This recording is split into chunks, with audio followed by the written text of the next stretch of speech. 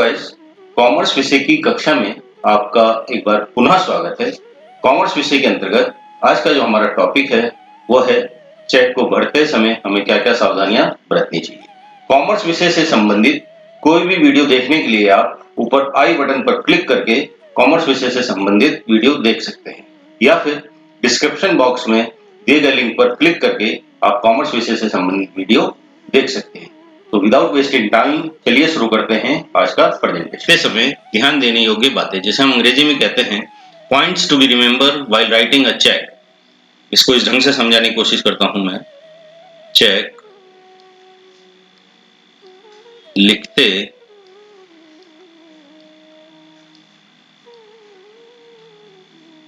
समय ध्यान देने योग्य बातें।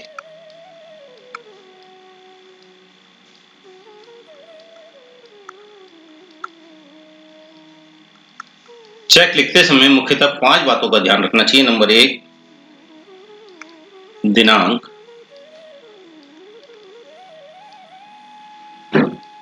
नंबर 2, पाने वाले का नाम।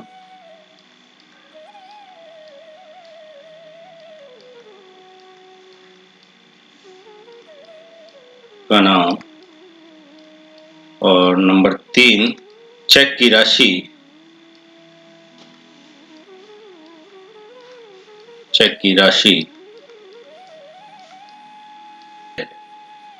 लेखक के हस्ताक्षर। लेखक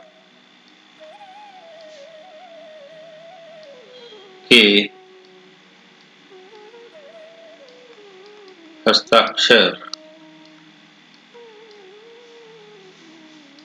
और नंबर 5, प्रतिपूर्ण भरना। आज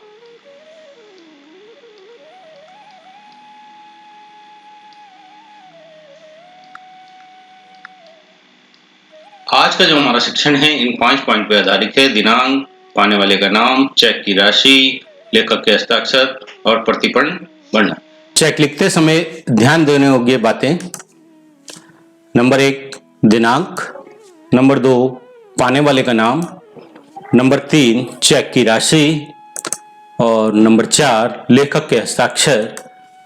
नंबर 5, प्रतिपूर्ण भरना।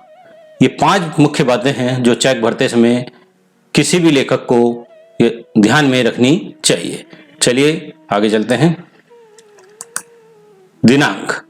दिनांक, चेक पर दिनांक लिखना अति आवश्यक है। साधारणतः जिस दिन चेक लिखा जाता है वही दिनांक चेक पर लिखी जाती है। कभी कभी आगे की दिनांक भी डाल दी जाती है। ऐसा प्रायः तब किया जाता है जब लेखक भविष्य में किसी निश्चित दिनांक को ही रुपया अदा करना चाहता है। इस प्रकार के चेक को आगामी दिनांक का चेक कहा जाता है। कहने का तात्पर्य यह है, चेक पर सबसे पहले दिनांक ही लिखनी चाहिए। बिना दिनांक के कोई भी बैंक चेक स्वीकार नहीं करता है।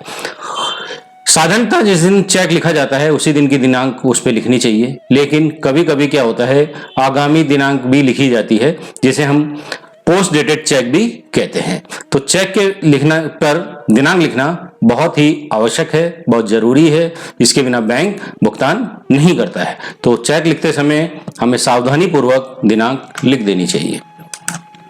नंबर 2, पाने वाले का नाम। चेक में प्राप्तकर्ता का नाम स्पष्ट रूप से लिखना चाहिए। प्राप्तकर्ता का नाम लिखते समय आदर सूचक शब्द एवं डिग्रियां जैसे श्री, श्रीमान, डॉक्टर, प्रोफेसर आदि नहीं लिखा जाता है। यदि चेक का लेखक स्वयं रुपया निकालना चाहता है तो उसे नाम के स्थान पर स्वयं शब्द या सेल्फ, जिसे अंग्रेजी में कहेंगे, लिख देना चाहिए। ऐसे चेक का भुगतान लेखक को या उसके आदेशानुसार किसी भी अन्य व्यक्ति को दे दिया जाता है। इसका मतलब यह है, चेक में प्राप्तकर्ता का नाम, आप जिसके नाम चेक काट रहे हैं तो उसका नाम उसमें लिखना चाहिए। यदि आप अपने आप पैसा निकाल रहे हैं तो आप स्वयं हिंदी में या अंग्रेजी में सेल्फ लिखेंगे। तो सावधानी पूर्वक इन बातों का ध्यान रखना चाहिए। अगला पॉइंट है चेक की राशि। चेक में लिखी जाने वाली रकम में किसी भी प्रकार की काट पीट नहीं होनी चाहिए। यदि कोई कटिंग हो तो उस पर अपने नमूने के हस्ताक्षर कर देने चाहिए। चेक में शब्दों एवं अंकों में लिखी जाने वाली रकम में अंतर नहीं होना चाहिए।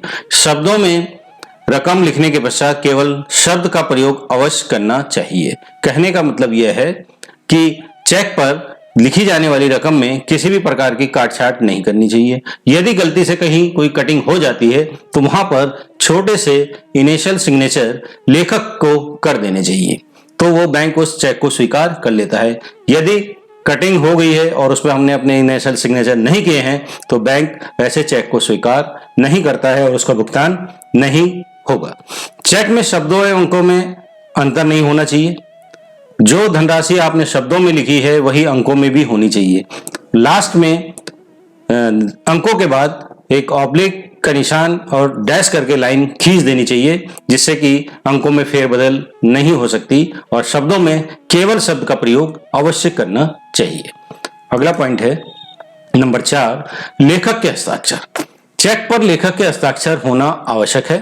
हस्ताक्षर सावधानी से करने चाहिए तथा वही हस्ताक्षर करने चाहिए जो नमूने के हस्ताक्षर के रूप में बैंक की हस्ताक्षर पुस्तिका में है। हस्ताक्षर न मिलने पर बैंक चेक का भुगतान नहीं करता है। लेखक यानी ये जो चेक काट रहा है, जो चेक भर रहा है, उस व्यक्ति के हस्ताक्षर वैसे ही होने चाहिए जैसा उसने जब बैंक में खाता खुलवाया था उस समय जो हस्ताक्षर किए थे वैसे ही हस्ताक्षर चेक में होने चाहिए जो उसने नमूने के टाइम पे अपने हस्ताक्षर दिए थे। हस्ताक्षर में भिन्नता होने पर बैंक चेक का भुगतान नहीं करता है, इसलिए हस्ताक्षर बहुत सावधानी पूर्वक करने चाहिए। नंबर 5, अगला पॉइंट, प्रतिपन्न भरना, जिसे हम अंग्रेजी में काउंटर फाइल भी कहते हैं। चेक के बाईं ओर वाले भाग को प्रतिपन्न कहते हैं। लेखक को चेक के प्रतिपन्न को भी सावधानी से भरना चाहिए। इस पर दिनांक, प्राप्तकर्ता का नाम, रकम एवं भुगतान करने का उद्देश्य अवश्य भर लेना चाहिए। इससे भविष्य में संदर्भ में सुविधा रहती है। कहने का मतलब यह है काउंटर फाइल को हमेशा ही भरना चाहिए, जिससे कि हमें पता रहे कि इस दिनांक को इतनी धनराशि का चेक हमने किसको दिया था। तो भविष्य में कोई भी लेन देन को देखने के लिए या अकाउंट मिलाने के लिए काउंटर फाइल बहुत काम आती है, इसलिए प्रतिपन्न को भरना आवश्यक है। धन्यवाद। Thank you very much. Stay home, stay safe.